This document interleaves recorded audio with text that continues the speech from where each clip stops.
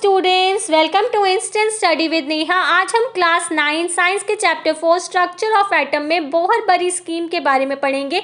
इस चैप्टर के अंदर हम पढ़ेंगे distribution of electrons in various shell, यानी कि हम इलेक्ट्रॉन्स को डिफरेंट शेल में कैसे डिस्ट्रीब्यूट कर सकते हैं उसके बारे में पढ़ेंगे। इससे प्रीवियस वीडियो में हमने नील बोहर्स के एटॉमिक मॉडल को पढ़ा था, जिसमें उन्होंने बताया था कि न्यूक्लियस के अराउंड जो इलेक्ट्रॉन होते हैं वो एक डेफिनेट पाथ यानी कि डेफिनेट ऑर्बिट पे मूव करते हैं, जिनको उनकी डिस्क्रीट ऑर्बिट बोला जाता है। तो अब हम पढ़ेंगे कि उसमें इलेक्ट्रॉन का डिस्ट्रीब्यूशन कैसे किया जाता है। तो it is done according to Bohr Bury scheme, यानी कि जितने भी इलेक्ट्रॉन्स होते हैं उनको बोहर-बरी स्कीम के अकॉर्डिंग क्या किया जाता है, उनके रिस्पेक्टिव शेल में प्लेस किया जाता है। तो इस आइए आज हम इसके बारे में क्या करते हैं, डिस्कस करते हैं। तो सबसे पहला पॉइंट हमें गिवन है कि the filling of electron in an atom is done is accordings to 2n², यानी कि जो भी हम इलेक्ट्रॉन की फिलिंग करते हैं वो किसके अकॉर्डिंग करते हैं, 2n² फॉर्मूले के अकॉर्डिंग करते हैं, जहां पर where n is the number of shell, n क्या रिप्रेजेंट करता है कि उसमें कितने शेल्स प्रेजेंट हैं,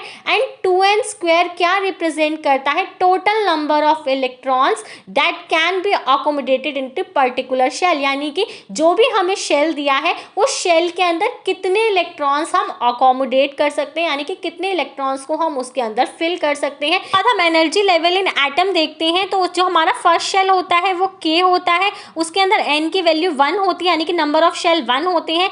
L के अंदर 2 होता है, M के अंदर n की वैल्यू 3 होती है, n के अंदर n की वैल्यू कितनी होती है, 4 होती है।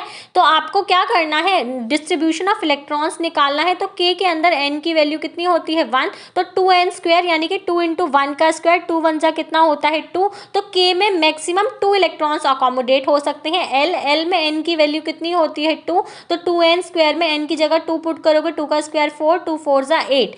M में n की जगह पर 3 पुट करेगा, 2n² यानी कि 3 का स्क्वायर 9, 9 2 जा 18। तो M में मैक्सिमम 18 इलेक्ट्रॉन्स अकोमोडेट हो सकते हैं।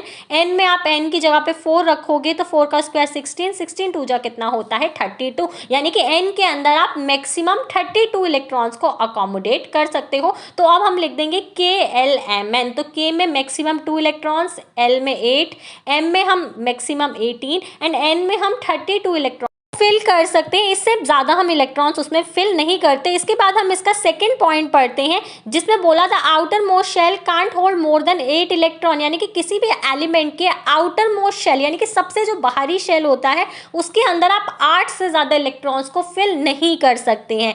While second last shell can't have more than 18 electrons, और जो सेकेंड लास्ट शेल होगा उसके अंदर आप 18 इलेक्ट्रॉन्स को फिल नहीं कर सकते। जैसे ये हमें सोडियम दे रखा है, इसका एटॉमिक मास 11 होता है, इसका स्ट्रक्चर हम ड्रॉ करेंगे तो K में मैक्सिमम 2 शेल्स इलेक्ट्रॉन्स आ सकते हैं, L में मैक्सिमम 8 इलेक्ट्रॉन्स आ सकते हैं, एंड बचा कितना 2 और 8 10, यानी कि 1 हमारे पास इलेक्ट्रॉन बचा, तो वो हमारा M शेल के अंदर क्या है, जाता है। तो ऐसे करके आप किसी भी एलिमेंट का इलेक्ट्रॉनिक डॉट स्ट्रक्चर क्या है, बना सकते हो। इसके बाद हम इसका एक और एग्जाम्पल देखते हैं, जैसे कैल्शियम का एटॉमिक नंबर होता है 20। अगर आप इसको KLM में डिस्ट्रीब्यूट करोगे तो K में मैक्सिमम कितने इलेक्ट्रॉन्स जा सकते हैं 2, L में मैक्सिमम 8 इलेक्ट्रॉन जा सकते हैं, M में वैसे तो मैक्सिमम 18 इलेक्ट्रॉन्स जा सकते हैं। तो हम इसमें अगर 10 फिल कर देंगे तो वो गलत हो जाएगा। क्यों? क्योंकि जो आउटर मोस्ट शेल है इट कांट कैरी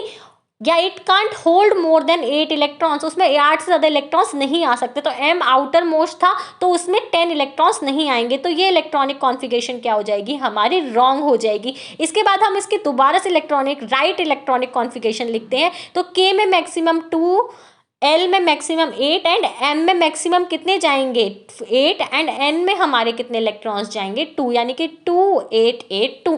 मीडियम की जो इलेक्ट्रॉनिक कॉन्फ़िगरेशन बनेगी वो बनेगी K में 2 इलेक्ट्रॉन्स, L में 8 इलेक्ट्रॉन्स, M में 8 इलेक्ट्रॉन्स एंड N में 2 इलेक्ट्रॉन्स। मैंने चैप्टर 3 पे भी वैलेंसी फाइंड आउट करना, इलेक्ट्रॉनिक कॉन्फ़िगरेशन फाइंड आउट करने पे वीडियोस बनाई है, तो you can check that out in description.